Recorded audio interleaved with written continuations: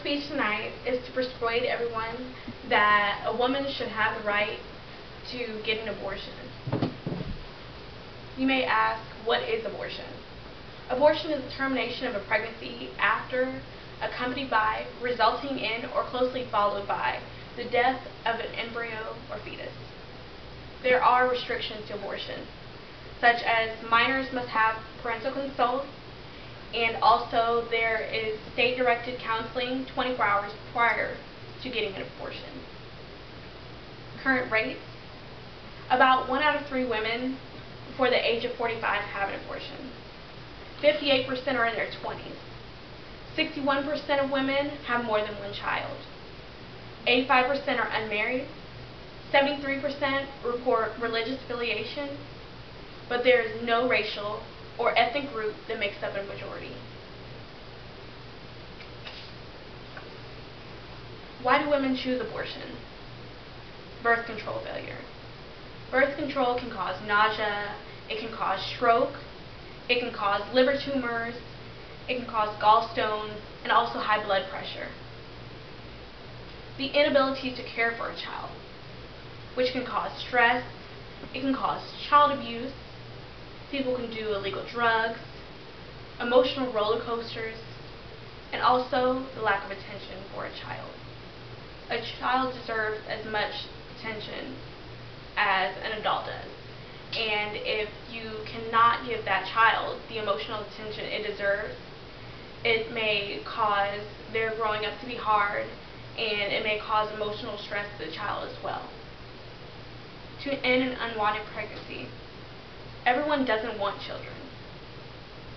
Everyone doesn't have the ability to have a child, but the people who don't want children may look to get an abortion or adoption.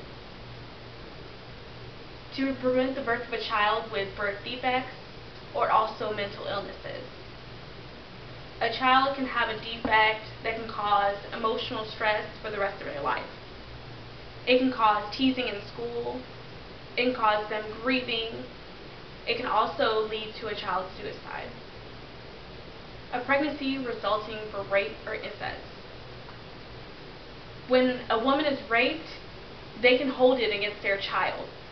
Their child may look like the father, and they may relive that experience every time they see their child, which can cause child abuse, either mental or physical. Nearly all abortions take place at the first trimester. The child is not fully developed yet, and it is not considered to be living. Human life occurs at conception, but fertilized eggs used for in vitro fertilization are also human lives, and those not being implanted are merely thrown away. I ask the question, is this murder? And if not, how is abortion murder? Abortion is a safe medical procedure. 88% do it in the first trimester. Less than 0.5% have risk of serious complications. The ability of a woman to have control of their body is critical to their human rights. Taking away their reproductive choice, and you slip into a slippery slope. If the government can force a woman to continue a pregnancy, what about forcing a woman to do sterilization or even to use contraception? Funding abortion is no different than funding a war. Teenagers who become mothers have grim prospects for their life. They may quit school, they may have bad relationships, some mothers may try to be with different fathers, trying to have a father figure in life. Different father figures going in and out of a child's life is not the best thing. They may have health problems or even get divorced. We must not prevent women from the choice of an abortion, because that would be a violation of their rights as a human being. Are there any questions? I have a question. Yes. So I've heard of people getting abortions because their doctors notified them that they're about to have a child who has a birth defect or some kind of mental disorder such as Down syndrome. How do you feel about people seeking abortion for those reasons? And do you think that when they get out of hand where people are doing abortions for more superficial reasons that are related to their child's genetics? I believe that the person does have the right to get an abortion if they do find out their child has whether it be Down syndrome or another defect they may have. These defects may cause emotional troubles to the children. So therefore, they may get an abortion just because that their child may look a certain way or may not have a leg or missing an arm or something of that nature. But it's also the parent's choice, because every parent is not strong enough to take care of a child with a birth defect, whether it be physical or mental. Any other questions?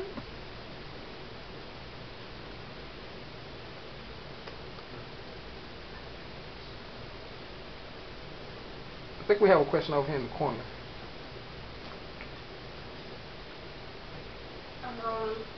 Go ahead. Okay, so let's say you said that if you're under the age of 13, you have to have your parents' consent, but let's say your parent does not want to give their consent. So do you think it's okay for the 13-year-old to go somewhere illegal to get an abortion because since they are the parent, it's the parent's choice, technically? I don't believe it is correct for the 13-year-old to go somewhere illegal to get abortion, but the 13-year-old also can consult a lawyer. There are people out there that would do the case for free just because either they want publicity exposure or they may also just care for the child's well-being. So I believe that the child does have rights as well as the parent. It doesn't always have to be the parent's decision if they don't believe in abortion, but if they are a parent, you would be a parent taking care of a child, which is taking care of another child. And every child is not mentally developed to be taking care of another child. They may not care for the baby, they may not want to get up late at night, they may just leave the baby with someone else. Every 13-year-old is not that mature.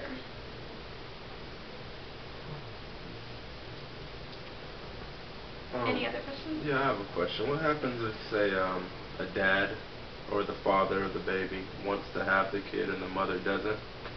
What would you do in that situation? I believe it would be both of the parents' rights for an abortion.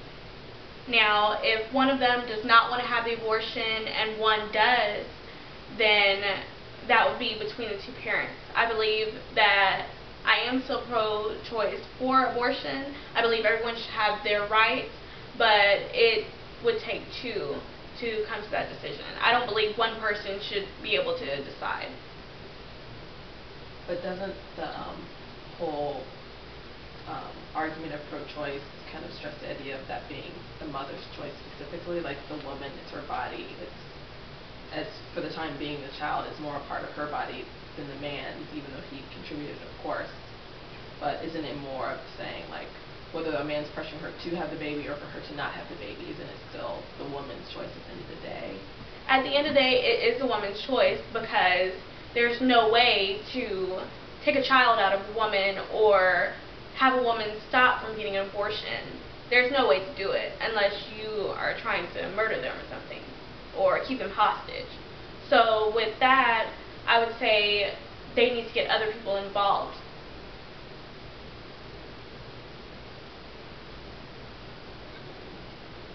Okay? That'll be it.